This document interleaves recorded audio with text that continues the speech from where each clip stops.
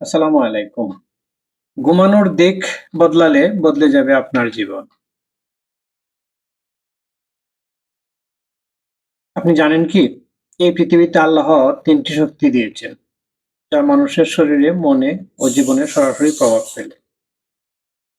কি সেই ৩ শক্তি? Solar energy, magnetic energy, cosmic energy.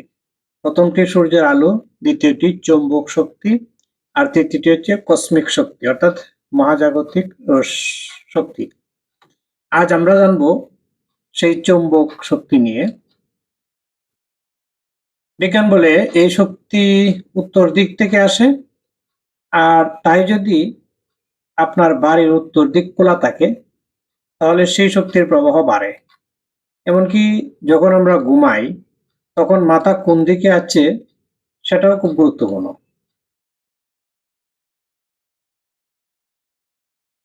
আহ, বিজ্ঞানীরা বলেন যদি মাথা উত্তর দিকে রেখে ঘুমান তাহলে ব্রেইনে রক্তের চাপ বাড়ে, লোহিত কণিকা, ফলে হতে পারে মাথা ব্যথা, রক্তচাপ বৃদ্ধি, বিষণ্ণতা এবং অস্থিরতা। কিন্তু আশ্চর্যের বিষয় হলো বাঙালি মুসলিমদের মধ্যে অনেকেই মাথা উত্তর দিকে রেখে ঘুমান। এটা কি ইসলামের কোনো নির্দেশ? না, হাদিসে এর কোনো নির্দেশ নেই। বেশ কিছু লোক ব্যাখ্যা দেন যেহেতু ডান পাশে শোয়া সুন্নত, তাই মাথা উত্তর দিকে রাখলে ডান পাশ হয় পূর্ব দিকে। কিন্তু প্রশ্ন হলো কাবা তো পশ্চিমে, তাহলে কেন এমন?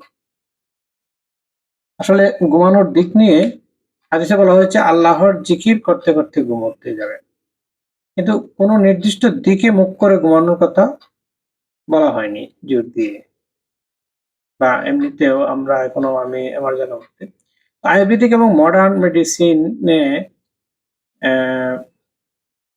আধুনিক চিকিৎসা বা আয়ুর্বেদিক কি বলছে এই বিষয়ে? যদি কেউ প্রতিদিন ডান পাশে শোয় তার গ্যাস্ট্রিক, আলসার এমনকি পাথর হওয়ার ঝুঁকি বাড়ে। একটা দুঃখজনক সত্য হলো অনেক অস্বাস্থ্যকর অভ্যাস মুসলিম সমাজে ধর্মীয় চর্চা ভাবে চালু হয়ে গেছে। কিন্তু ইসলাম কি বলে? যা মানুষের জন্য ভালো তাই ইসলাম সম্মত।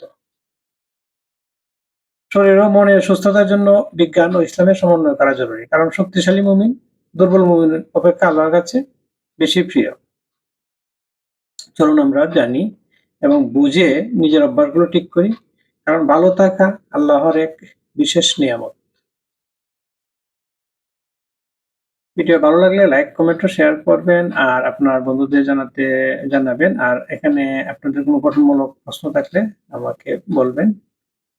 আমার এই কথাগুলি আগেও কোথাও প্রকাশ করেছিলাম, কেউ কেউ দ্বিমত পোষণ করেছেন। কেন দ্বিমত পোষণ করেছেন যদি পরিষ্কারভাবে আমাকে জানান, আমি আমার মত চেঞ্জ করব। আর আমি এগুলি পেয়েছি জন্য আপনাদের জন্য শেয়ার করলাম। আমার চিন্তায় বা প্রকাশ পদ্ধতিতে কোনো ভুল থাকতে পারে, আপনাদের সহযোগিতা কামনা করি। ধন্যবাদ।